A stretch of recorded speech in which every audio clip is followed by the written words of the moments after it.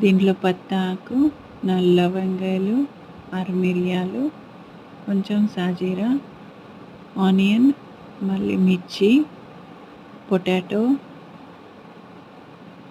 Piece and carrot, కరివేపాకు ఇవన్నీ oil వేసుకొని దాంట్లో కొంచెం జీలకర్ర వేసుకొని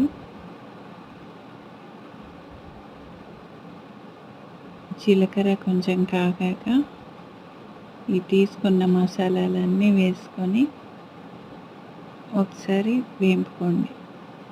వేపుకున్నాక కరివేపాకు,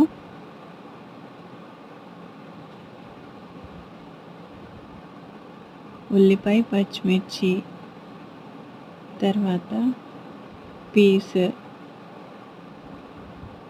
పొటాటో, క్యారెట్ వేసి అన్నీ కలుపుకోండి. బాగా కలిపాక కొంచెం అల్లం వేసి అల్లం వెల్లుల్లి పేస్ట్ ఒక 1/2 టేబుల్ స్పూన్, కొంచెం పసుపు,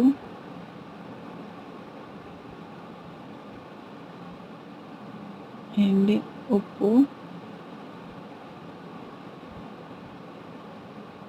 పసుపు, కారం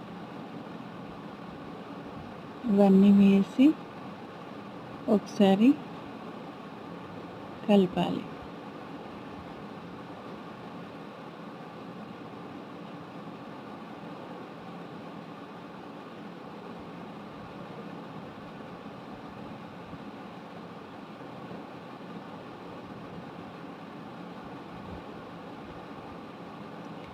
కలిపాక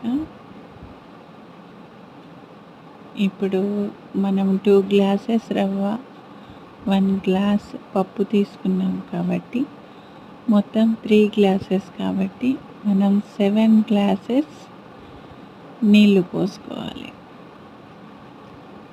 ఆ నీళ్ళు మరిగాక మనం నానబెట్టుకున్న పప్పు, మిల్లెట్స్